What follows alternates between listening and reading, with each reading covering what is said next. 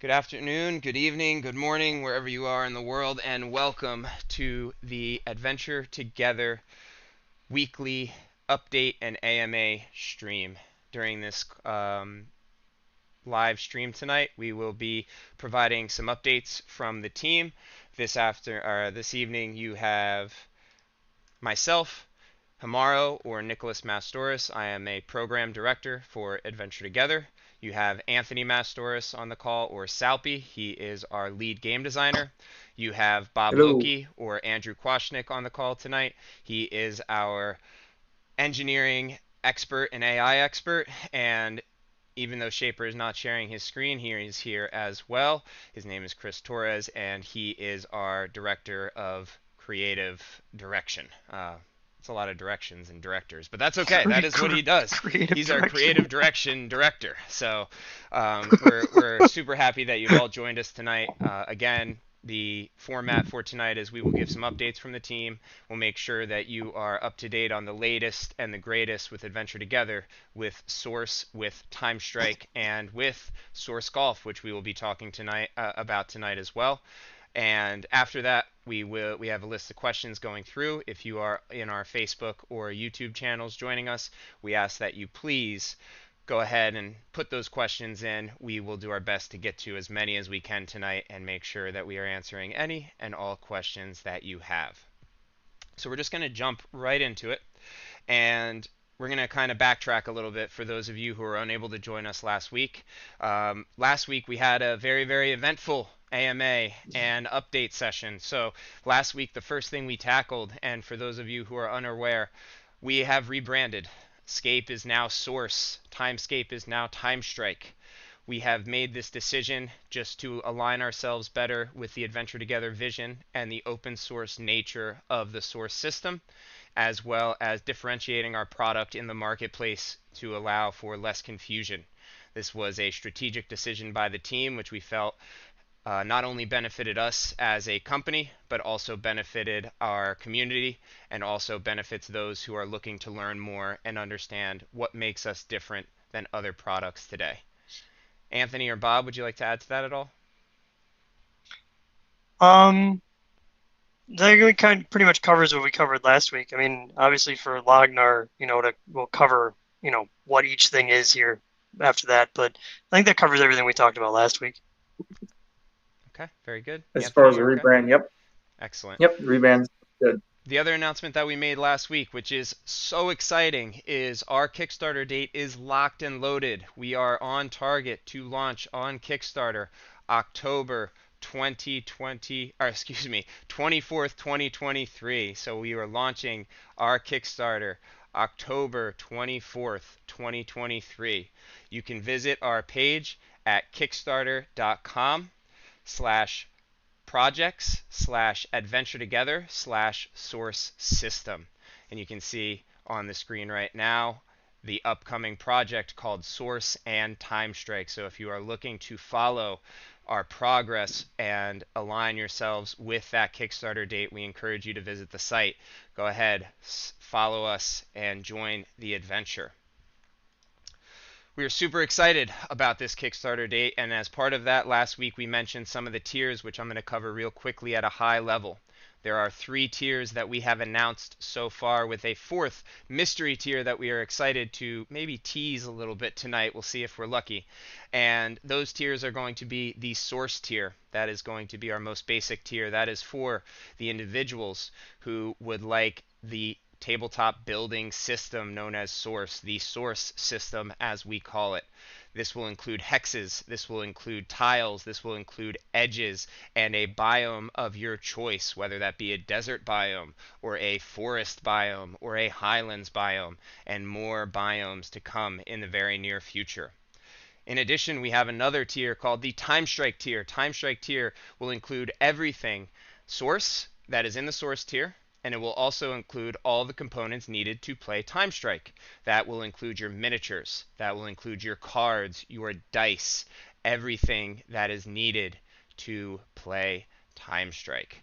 And finally, we have our Wargaming tier. And the Wargaming tier is Source, and the way that it is designed is to complement the Wargamer's arsenal allowing you to build faster, more creatively, and more engrossing maps. So in that tier, we were offering larger multi-hexes, which I will show off right now, just to give everybody an idea. We have right here what we call, and I picked a green one, might not be a great idea with the green screen, but this is called a 15 hex multi-hex. It will also include a larger version of this, which is our 24 multi-hex. So we are going to include a larger quantity of those in addition to our own designed neoprene mat. That neoprene mat is designed to work specifically with the SCAPE system, allowing you to build out your base very, very quickly while using Source to build height and height and a map on top of it, and really bring your neoprene mats to life with a 3D element. Lastly, we have a mystery tier, which again we may talk about later tonight, but for now it remains a mystery. Bob, Anthony, anything you'd like to add about the Kickstarter launch on October 24th, 2023? I can't get that right. Yeah, we got nothing I can think of. Yeah, I mean, just even with those tiers, we will be offering add-ons for additional packs of hexes and edges and trees and a couple different things that you'll see. You'll also see a list of, closer to the Kickstarter, what our stretch goals are going to look like, as far as maybe some extra biomes to pick from or some modifications to the board, and you'll get to see that in a couple weeks. Yeah, I think that's a good point, and we do have a lot of add-ons for people who want to expand their source system. We have hex packs, we have tile packs, we have tree packs, we have neoprene mats, we will have edges, additional edges that you can purchase. So very exciting stuff. Yeah. We also have an unlockable. I think it's gonna get cut off, Bob, but that's okay. Bob, Hold on, I got phase you. in and out. I'm changing the mic. No, I got you, buddy. Well, yours is gonna phase in and out too, because you got the background. No, I have a green screen.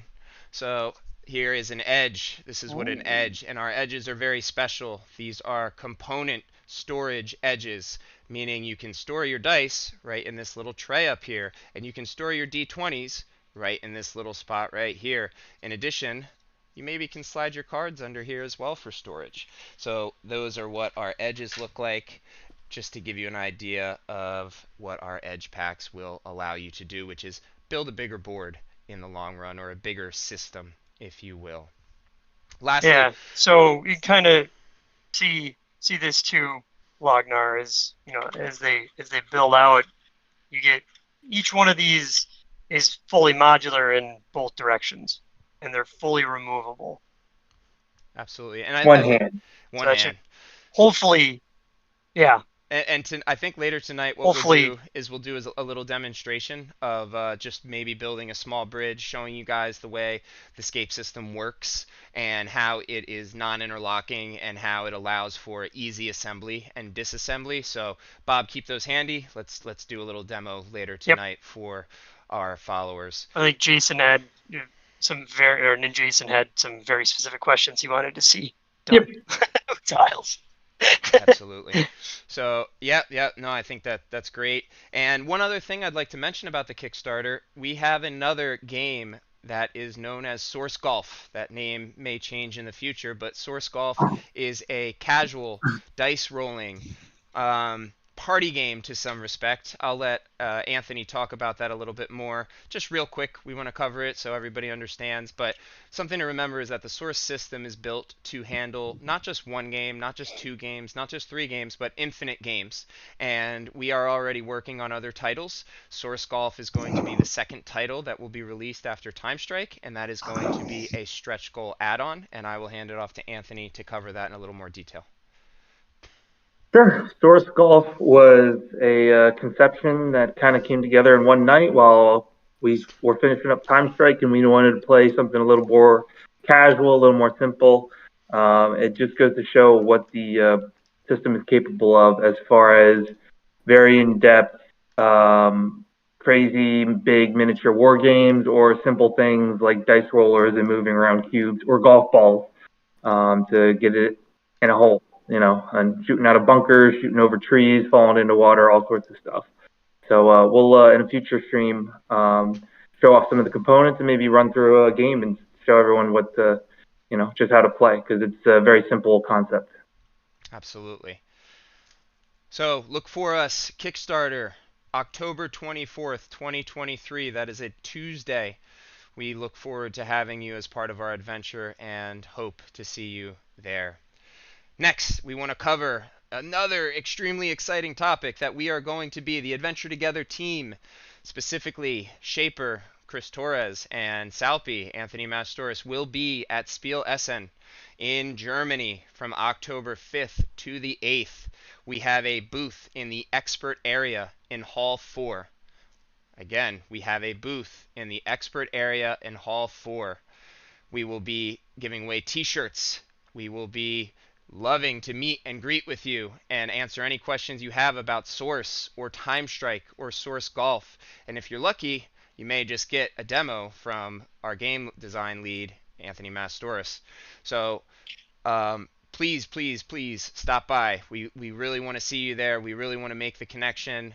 Do not hesitate to come over and just say hey, or hey, I want to play Source or play Time Strike or get a demo real quick. Can you walk me through it? We are more than happy to.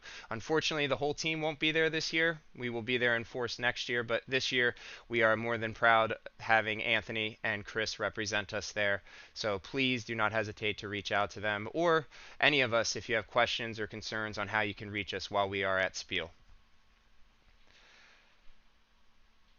Next topic of discussion. We had an excellent stream this Sunday where we were fortunate enough to be on the Tales of Valhalla podcast. It was a wonderful experience for all of us, and we can't thank them enough for having us on. And we encourage you to check that out. The latest video is live. It is called Time Strike Adventure Together Games Interview. And it is a 3-hour interview where Tales of Valhalla asks all the right questions and most of the questions that I think a lot of the community has been thinking about, and we spend the time answering every single one of them to the best of our ability. It was really a great time, and again, we just want to thank them.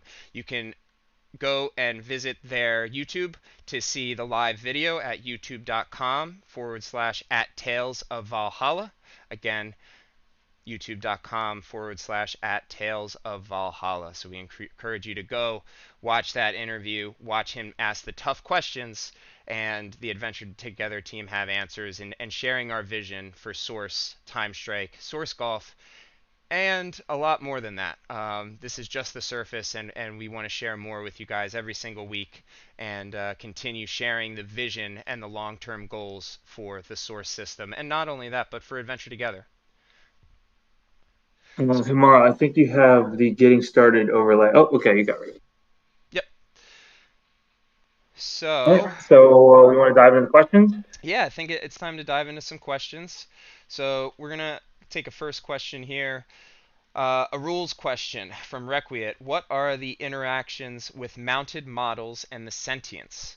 Clearly, Abaddon can't ride on Fear, but is there any option to abandon Abaddon to climb Fear? And if so, would you lose control? And before I hand this off to Anthony, I just want to give a little background. In Time Strike, we have what we call mountable miniatures. And they are miniatures that have hexagonal bases built into the back of them. And in each of our single hex miniatures, we have a little insert slot that is also in a hexagonal shape below them. This allows you to take characters and mount them on top of one another. So a single hex unit can mount on top of a 2-hex unit or a 5-hex unit or a larger unit. This is something that we pride ourselves on and is really exciting about our miniatures, not only for Time Strike but also other miniature games that we release in the future. And as part of that, in the Time Strike, you can mount these miniatures or you can tame them and make them part of your team, allowing you to mount them and travel around the board with kind of this super unit that you've created. And I'll hand off the question to Anthony now. So Requiet, you nailed it. So when you are mounted on a multi-hex unit, you are giving up that ability to climb the sentience. You have the ability to abandon that multi-hex unit. However, you would so lose control of said unit, and it would go back under the sentience or the myth's control. Well, actually, no, it will go back to the sentience's control. Absolutely. So yeah, that's really fun mechanic in Time Strike, and something that sets our game apart from any other game out there is these mountable miniatures, and Anthony has done a phenomenal job of making those interactions really, really polished and really, really, really fun. So I am super excited for the community to start seeing those mountable miniatures and get to hold them and put them on top of one another and see these super units come into frame. It's really, really a good time. Next question we have from Ninjason. Something I realized was a little unclear. Does the Time Strike box only include one of the worlds, or does the initial launch version include both the Meek and the Fallen worlds and bosses stuff? And the other worlds are planned for future, but not going to be available at the Kickstarter. So, Anthony, you want to handle that? Yep, I can answer that. So the initial setup that we have is there's gonna be 4 installments of Time Strike. We have about 44 characters, miniatures, all designed, ready to go, skills, abilities, stats, and everything.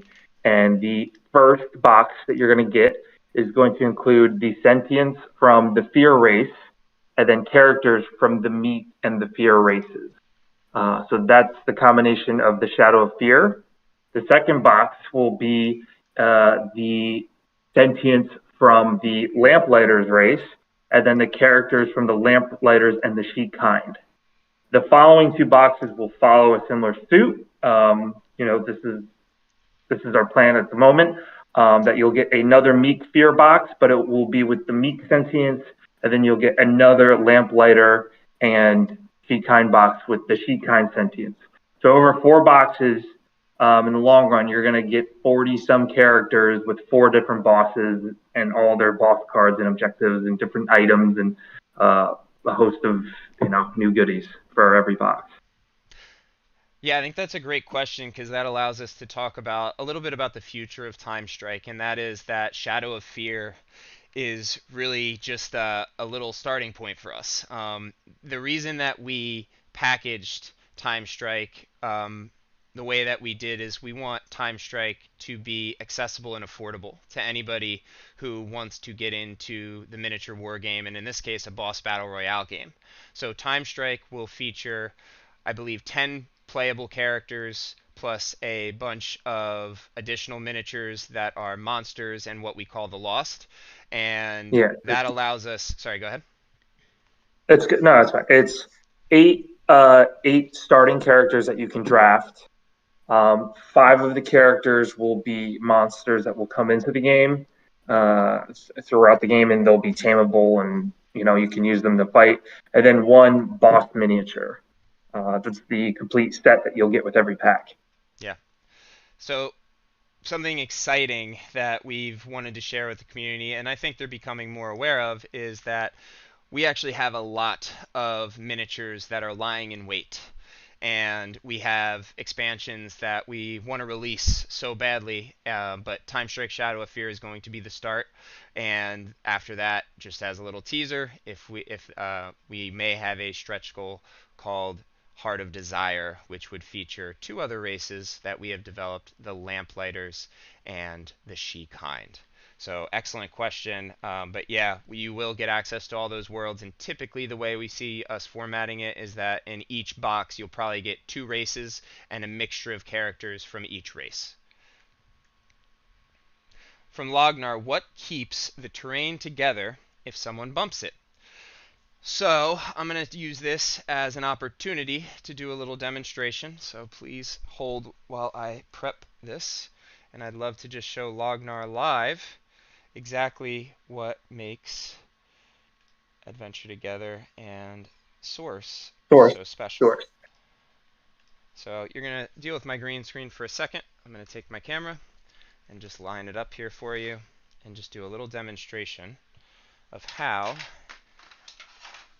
the Source system works. Just please bear with me for a second. So the first thing that you're going to put together when you're assembling the source system, and I apologize for that, is going to be these edges. These edges are the border that you can build out while you are building your maps.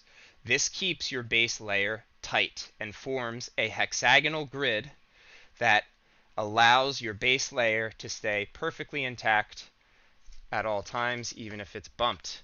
And these are male and female hexes that allow you to build any sort of shape that you want. So these will, excuse me, got them backwards. These will, sorry, insert just like this.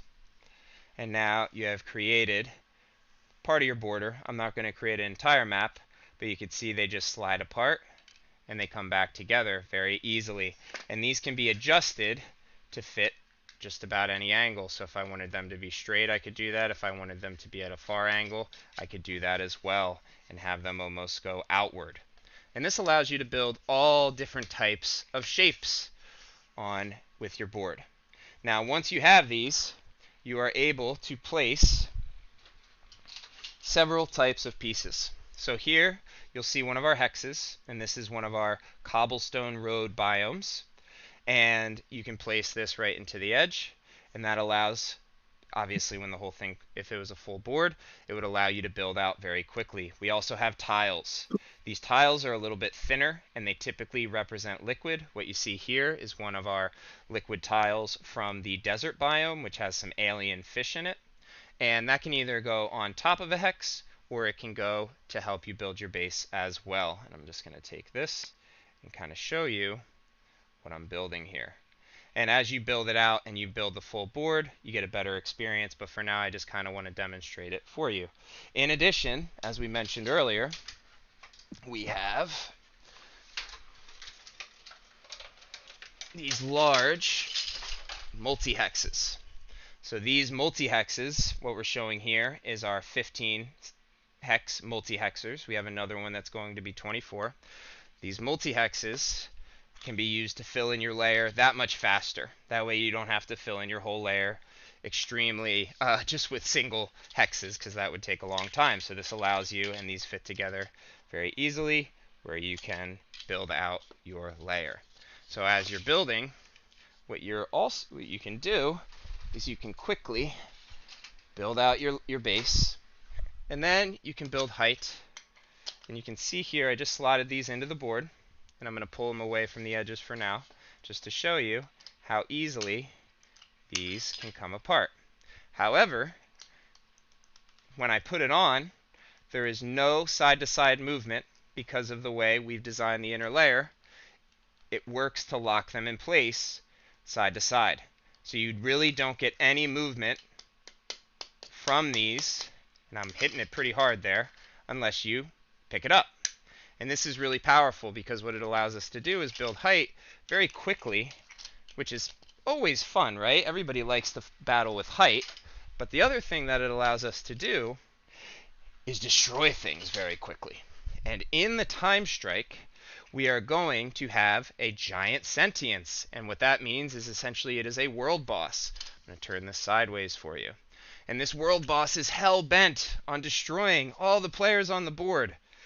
And what you can do is you can build height very easily, very quickly. Again, comes right off when I need it to. Not a problem. However, when fear comes around and says, well, this area is not big enough for both of us, he can very easily destroy the map. And that is one of the most fun things about our board, is that you can easily destroy it with a little bit of force and quickly reassemble it if needed, just about that fast, with one hand if needed even. And everything comes apart very quickly, slides together very quickly. Again, we have our water tiles as well, which you can place on top, and you get the same effect where it's not going to move on its own unless I pick it up. So we have this design that allows for one-handed assembly and disassembly. In addition, you could lock these pieces together simply by using the multi-hexes to lock pieces together, and all of a sudden you've created a connection point that keeps these pieces together, like I said.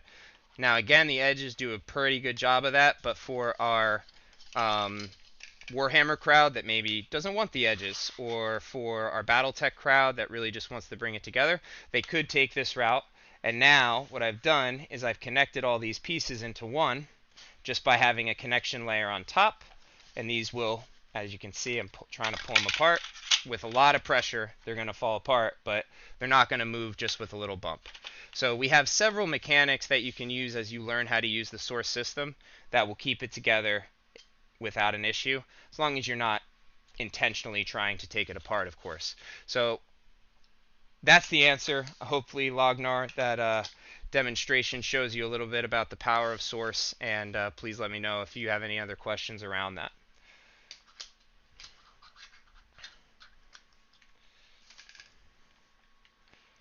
Okay.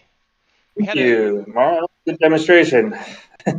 Yeah, no, I love showing off source, and there's many reasons for it. And while I have all these boxes open here, I just want to show the amount of biomes that we have available to people. And I'm gonna let you guys see me again because my face is so beautiful. Who wouldn't want to see me? So we have so many really, really high quality biomes, and that's something that also separates source from just about everything else. And I'm just going to turn on my background here again so I'm cool. Look at this, is a cool guy. Oh, it didn't work. So I'm going to show you a few of the biomes that will be available at the Kickstarter. And tonight is really just a free will and discussion. So Bob, Anthony, if you have things to talk about, let's just chat it out. I'm going to show you one of my favorite designs that we have. And I'm going to start with this because I think it's really, really amazing. And this is from our Fantasy Forest biome. And I want to make it clear what a biome is in Source. A biome is a theme. It's not just one single topper. It is a theme. So when I say Fantasy Forest, I'm talking about water tiles and forest floor and dams that you can use to block rivers and koi ponds and mushrooms and mushroom forest floors and crops. So this is one of my favorite. Let me just turn off this background, make life easy. This is one of my favorite. This is our koi fish pond biomes, and I'm going to see if I can get it to really look good here. Give me 1 second. Maybe if I turn the light up, we can even. That's my favorite too. It is just gorgeous, and it has this really high fantasy theme to it. That's a little better. So it has little koi fish in there, koi pond fish, and it's just this really high fantasy, whimsical design. And you can see how thin these water tiles are as well, but I couldn't break them if I tried.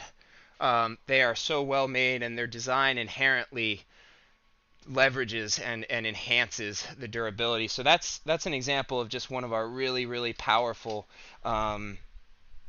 prints on top of these hexes. But we also have, in this case, a beautiful lily pad with a nice turtle floating around, beautiful pink flowers on the lily pads.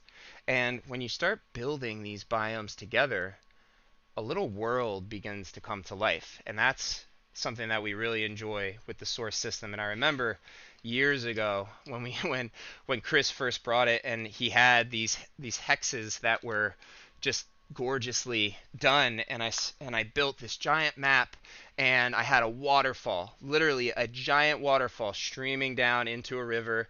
We had bridges going over the river, and that's one of the moments that I knew the Source system was something special. I was able to bring my worlds to life, and the only limitation was my imagination and the amount of hexes I had access to. So now I have more than I'll ever need, and I will get more and more and more. But this is just something I wanted to show off. And here's a crop. So this is a beautiful crop that has been built with little orange fruits or vegetables of some sort. Maybe it's red cabbage, but just wanted to show that off to some extent. And then you also have some of the biomes from the desert. So this is your white desert from the desert pack, and your red rock, which is another theme, or not a theme, another biome that we offer. and cobblestone paths. And I could just go on and on. We have about 15 more here. Oh. And during the Kickstarter, we're actually going to have upwards of 70 individual hex toppers that will be part of these biomes. So there will be 3 biome sets total. Within those 3 biome sets, I believe it's going to be close, or it might be 5 biome sets, but either way, it's going to be close to 70 different types of toppers that you can get on these hexes and tiles. So I just wanted to show that off. I think a lot of people are really going to find that fun. And one of my favorites, and my son's favorite as well, is the lava. And what he'll do, and he's 4 years old, is he will build out a source system map, and him and I will get our miniatures, and we'll play what he calls the floor is lava. And we love to go around and make sure that we can survive and not step on the lava. And we have these really, really cool I'll find it. Well, why don't we start getting to some questions? Yeah, are there more questions? Yeah. Okay, go ahead. All right. Then Jason asked, how hard is it to pull out a single tile in the center of other flush tiles that are not on the edge? It can be, from my experience, a little bit difficult sometimes. You can push the tiles apart a bit because there is some give with the edges and the configuration inside. So when you're actually trying to get a tile out of other tiles, yeah, they are very flush. But it's, I think that's kind of subjective on how difficult or not it is. Yeah, we can have Bob do a little demo. Yeah, you can get me to stop talking. Camera, look here. It's like you can pull. Well, but you can pull middle tiles out sometimes. But then if you're trying to dig saying down, tiles rather than hexes. Tile, Bob. So water. Oh, the flat tiles are all. I'll build that one real quick. Okay, now that's much harder. Yeah, the hexes are so easy. But yeah, the hexes are easy to grab. The cool part about the tiles is that they're flush, and you want them to be flush. It's trying to be like water or lava or things like that. I can just grab.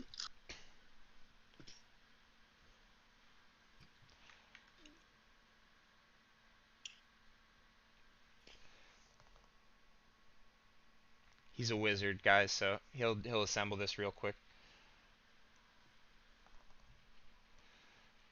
So there's your tiles. We got the flat tiles here. So now they're perfectly flush on there. So you can, but it's hard. Yeah, it is a little bit difficult. Because you'd have to remove one off the edge, and then you can pull the middle one out if that's what you're trying to do.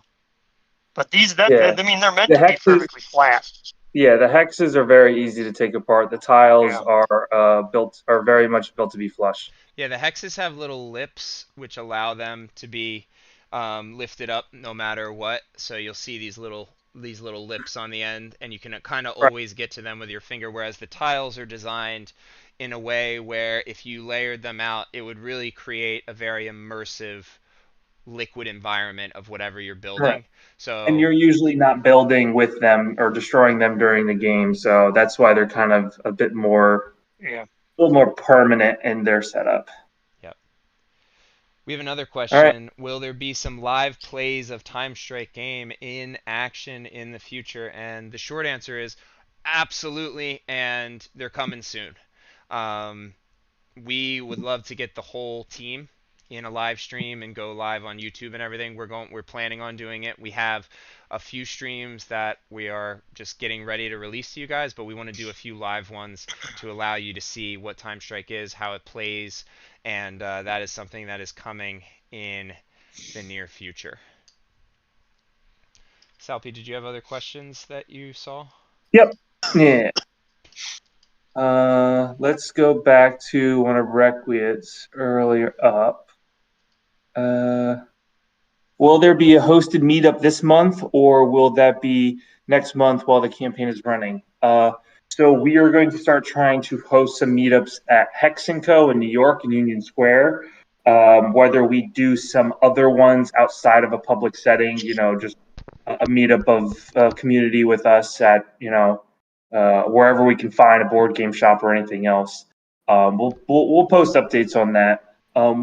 We are kind of all running around busy right now, but we're gonna make some time to get out to the community, and we love play tests and feedback, so definitely gonna try. But we will be setting up some more consistent meetups at Hex and Co in New York.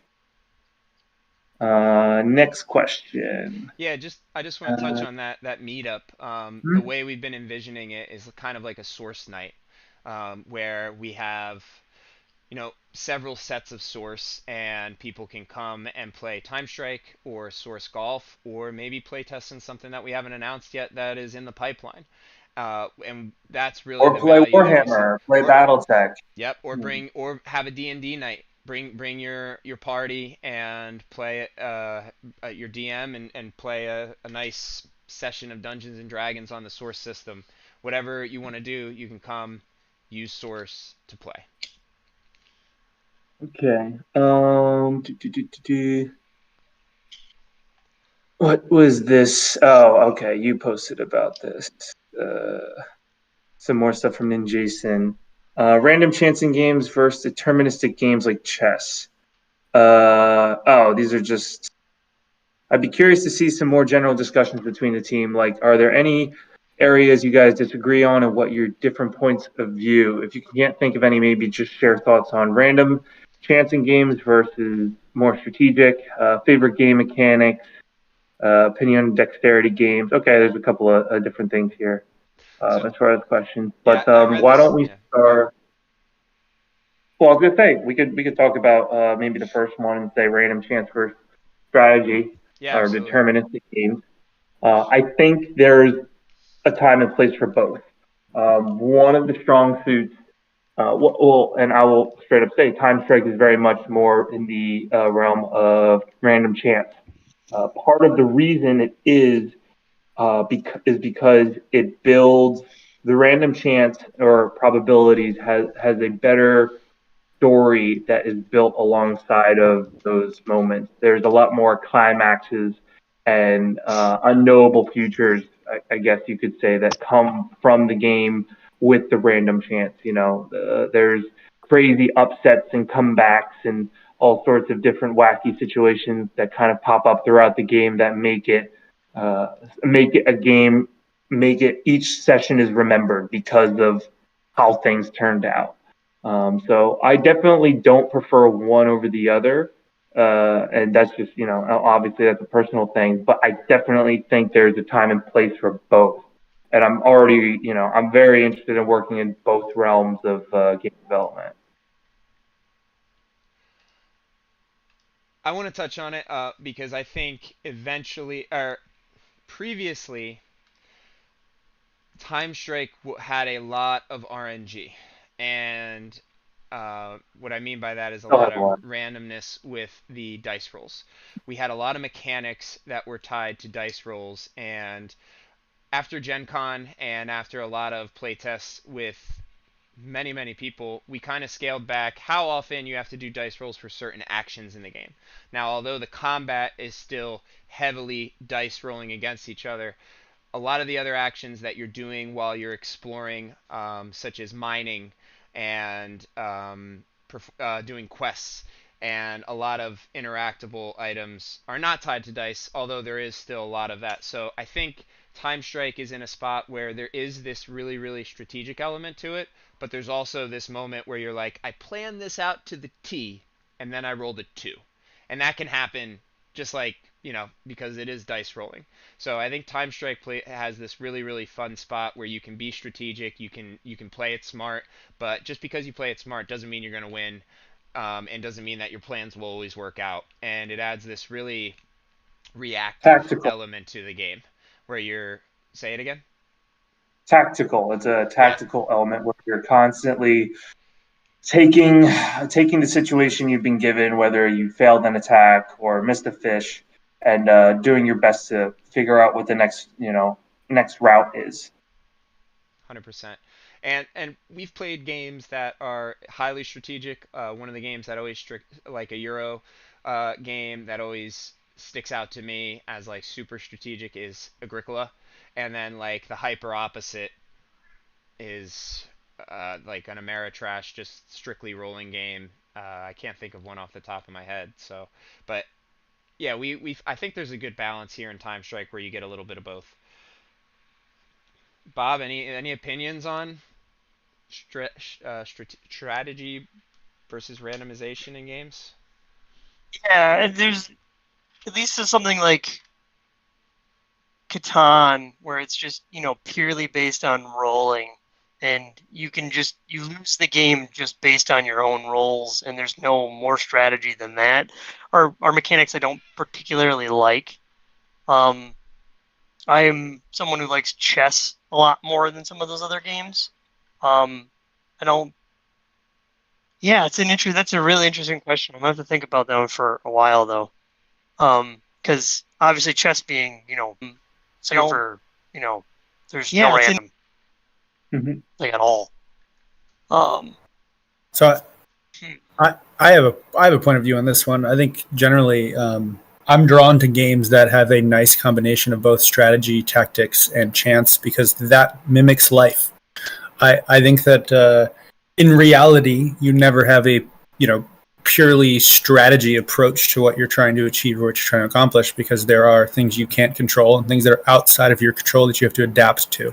So I've always found challenges to be far more rewarding when I not only have a strategy and tactics that I use to employ that strategy, but random chance that forces me to kind of get out of my comfort zone and adapt my strategy and my tactics on the fly to address things that are outside of my control.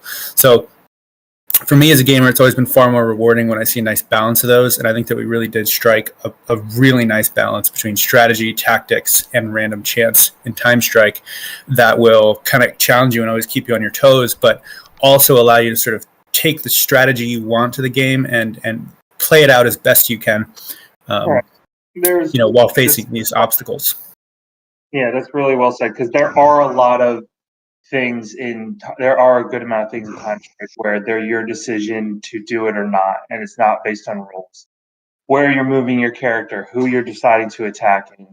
Are you building roads? Are you getting up onto height?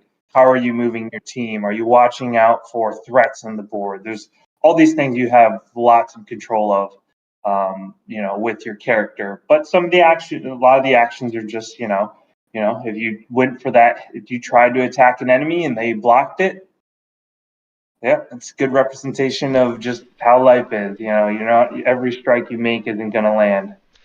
Yeah, and I think something fun about that is recently we did a play test with a few friends, and a few of them had never played Time Strike before, and the one guy won, and meanwhile, myself and Anthony, we're making the best moves possible. We're getting height advantage. We're mounting on bosses and we're rolling around. And all of a sudden, somebody who's never played the game before is just hot rolling all night.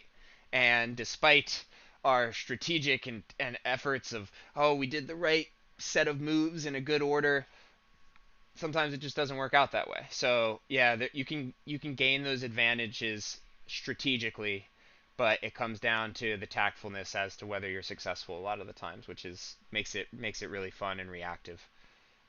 Yeah, and it makes it so that new play. It definitely equalizes what you would say a new player is and a long time player is because it's easier for people to get in and kind of get the feel of it and not be completely stomped because they don't understand yet what they're doing. Yeah, absolutely. It's fun for a new player or it's fun for somebody who's played it 100 times. The replayability of Time Strike is really, really, really significant and part of the design that Anthony heavily considered. Another question, more of a get to know you question. In your opinion, what makes a good game and conversely a bad game experience? So Bob, I'll let you take that. Why not? Yeah.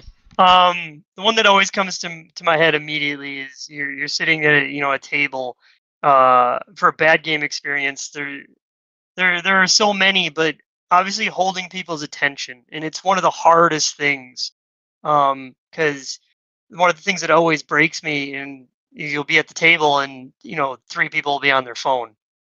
And always getting, because there's so many mechanics that can do that. And there's this, if one game might do one single mechanic the right way and the next game may do that mechanic wrong, and that it just breaks everything. But it's keeping the heat going and keeping that everything is moving along and that you have something to do every turn. And that's the thing I love. I think, at least in my opinion, one of the ways to make a game the best is you have something to do, you have something to look forward to, you have a short-term plan, you got long-term planning, and you can combine all those things so that instead of just sitting there staring, you've got what you're going to do. There's an old board game, and maybe someone else here has played it before, called Careers. It's from the 60s and 70s. And it's really simple, but it was able to even hold children playing with adults their attention.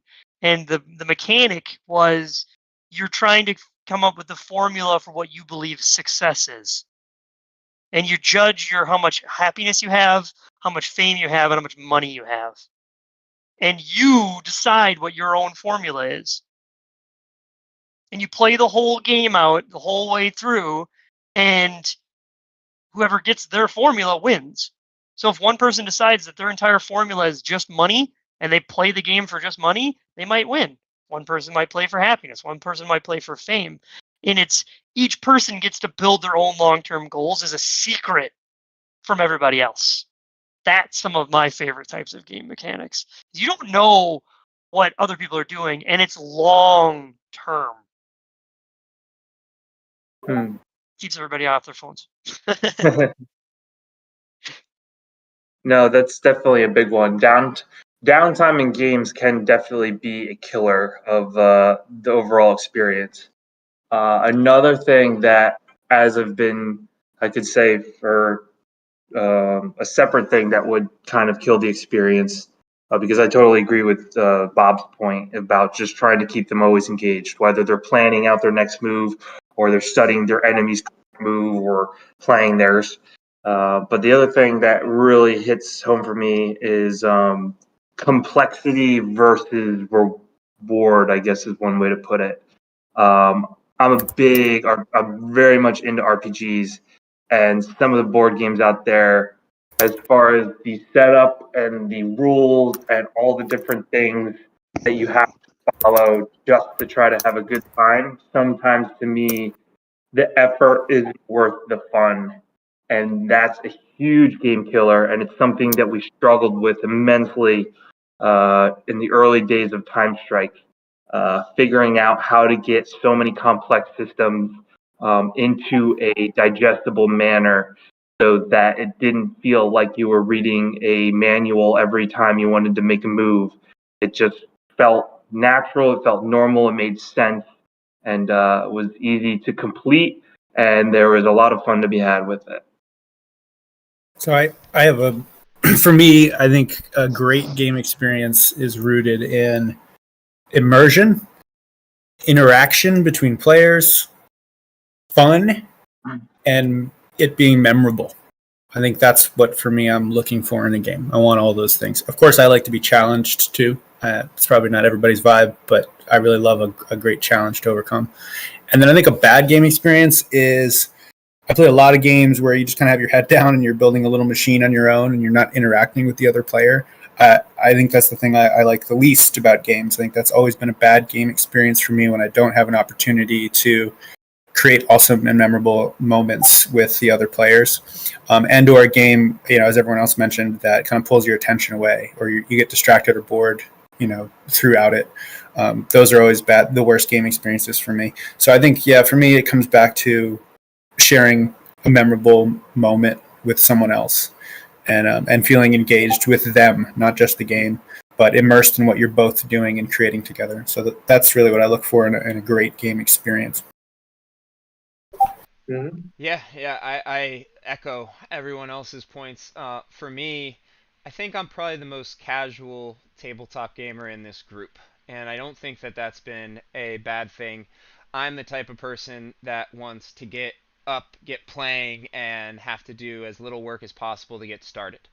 And Source has really made that a reality for me in a lot of ways. And Time Strike has, due to my probably nagging and criticism, has probably become so more and more accessible and easier to learn. And as we've just optimized it for the user experience, it has really come into its own in a way where you can unbox it and get going quickly, especially if you want to just build a quick small map to play on.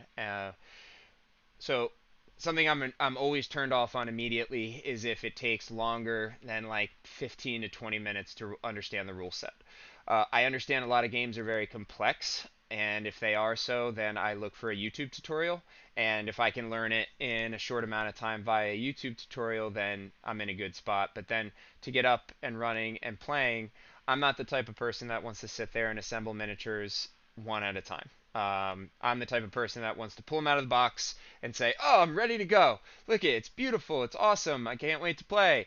And that's a big selling point for me personally. I also am not a fan of, despite Time Strike being so good, I'm not a fan of pure PvP games personally.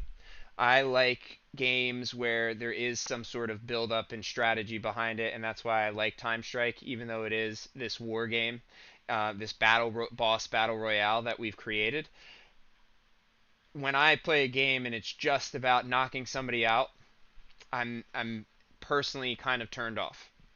And the reason for that is, number one, I don't like it when people are out of the game. They pick up their phone, they become disengaged, and that is opposite of what I want to do on a tabletop game night. I want to be competitive, but I want to play and be able to enjoy each other at the same time, and not look over and say, he got knocked out 5 rounds ago, now he's not talking to anybody and he's scrolling through Facebook or Instagram or whatever it is. Those are really important for me, and that's why with Time Strike, even though it is a competitive game in a lot of aspects and you are fighting one another, even if you get knocked out, you are still in the game. You are still seeking revenge. You are still after the guy who, or girl, or whoever it is that took you down. And you're like, I want to take them out of the game and then make them a part of the myth, and then we're all in it together, going after the last one standing. So personally, it's got to be easy to pick up and play. It's got to be really, really accessible and kind of already set up for me. And it has to be engaging, and I think Chris said fun. I want to laugh. I want to talk smack back and forth to each other a lot of times, and really poke fun and have that moment. And I think this was at Gen Con, we had one of our playtesters say, I want that everybody's laughing moment, or everybody's or some sort of reaction that everybody shares. And that is what tabletop games are supposed to be about, bringing us all together around the table. So those are all really important for me in a good game. And that's my feedback. We have another question from question, as I've been in and out. What sort of support is there going to be for hex-based objects/obstacles? I've seen the trees and whatnot. Is there potential to get other natural and perhaps man-made objects that fit right on top of the hex?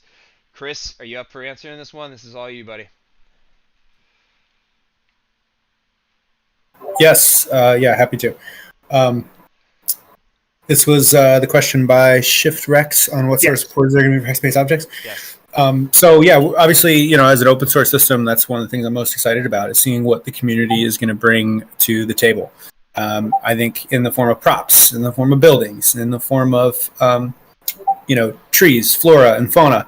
I think there's a lot of opportunity for community to get involved there, but also you're going to see a lot of that coming out from us. If I could do nothing else but sit here all day and sculpt trees and rocks and buildings, I absolutely would.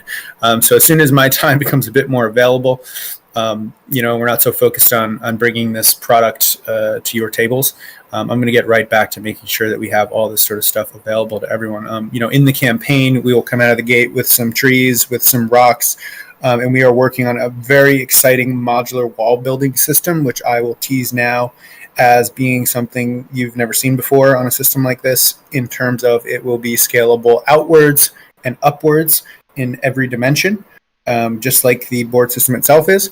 and it's going to have floors with hexes that will allow you to traverse those floors. Expect it to also be destructible, just like the source system is.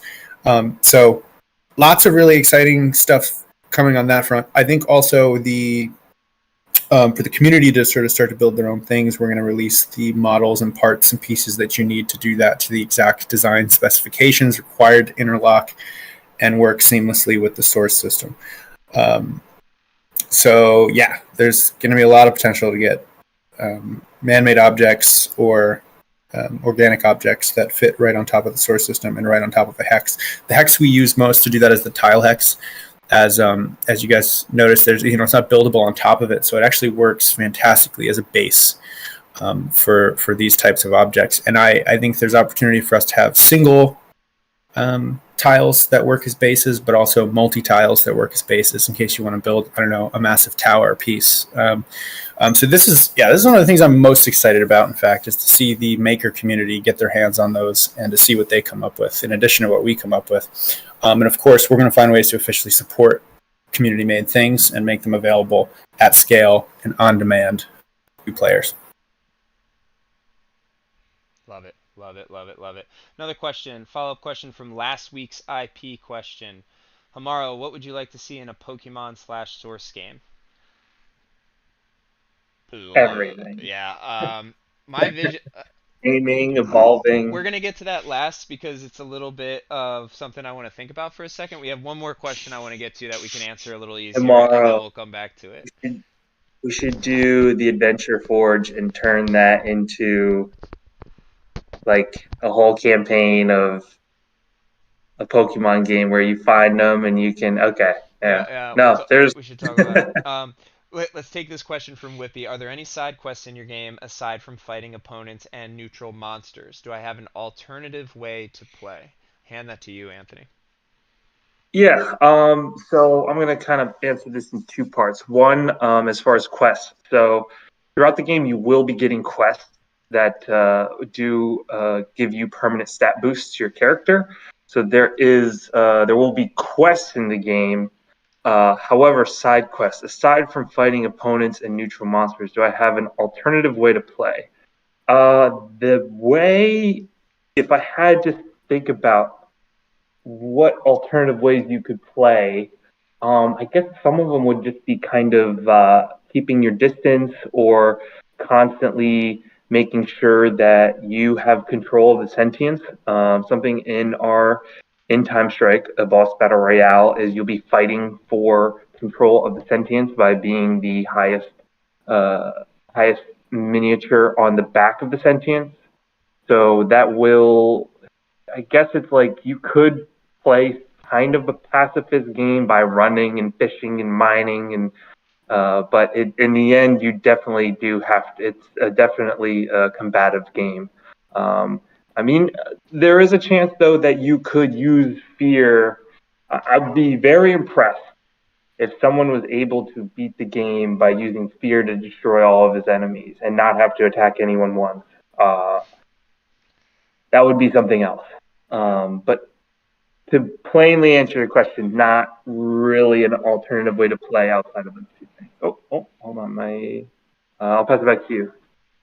I would say that although there's no, we do have quests in the game. I want to mention that. There are quests in Time Strike, and you can get quests to damage other players. You can get quests to... Anthony, we can see up your nose, but that's fine. I'm just messing around. Sorry.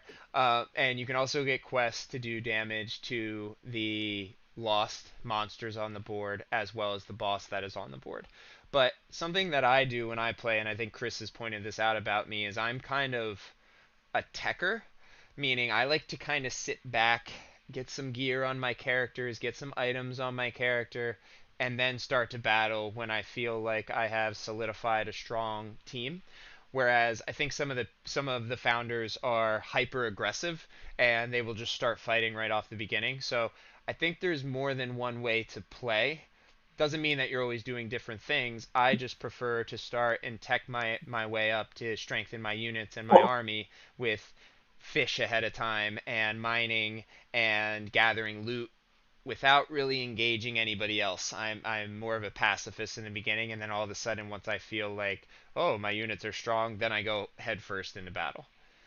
Right, but to be clear, the way you get loot is from attacking Yes. the lost monster. Yes. Yeah. Yes. No, there. I mean, the game is. So it's a game, pacifist in a way that you're not going after the other players right off the bat. Exactly. It's right. more you're staying towards the common enemy. Yep. 100%. Okay, we'll finish off with one last final question, which is from Requiet on the Pokemon question. So we're gonna tease a little bit here and talk about something that's on the back burner. I'm not gonna give up too much information, but we have a. Can I just quickly say before we dive into this that we obviously can't make a Pokemon game officially until we strike some sort of deal. Of course.